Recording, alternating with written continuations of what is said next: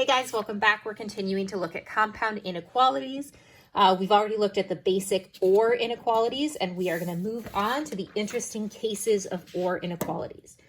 Just like we talked about with the AND inequalities in Algebra 2, we are looking at interesting cases. We're going to spend a lot of time on the interesting cases. So here I've got two interesting cases for OR inequalities, which are inclusive.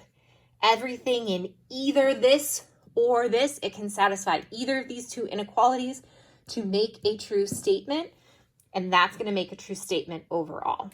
So the first one, x is less than or equal to -1.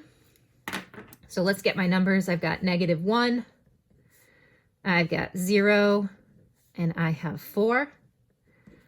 All right, so less than or equal to -1 is going to be a shaded circle at -1, shading to the left.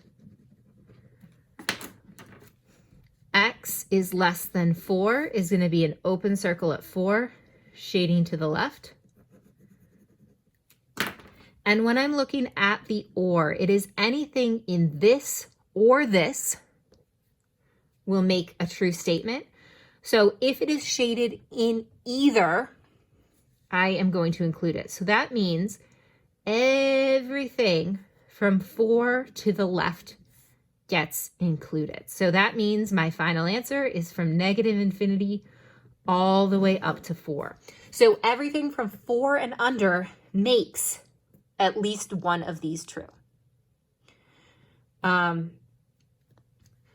So looking at this interesting case, so we've got two, so let me do 0, 2, and 9.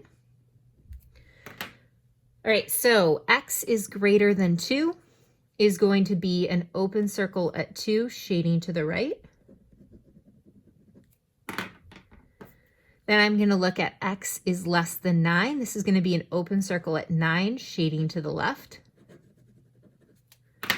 And when I look at the OR, I am looking for anything in either that is shaded. So I'm going to start at the left. -infinity is shaded. All right. Keep shading, keep shading, keep shading all the way up to here. And then this, okay, so then they're both shading. Then this one ends and this one picks up and it's shading all the way to +infinity. So in interval notation, this would be -infinity to +infinity, or all real numbers.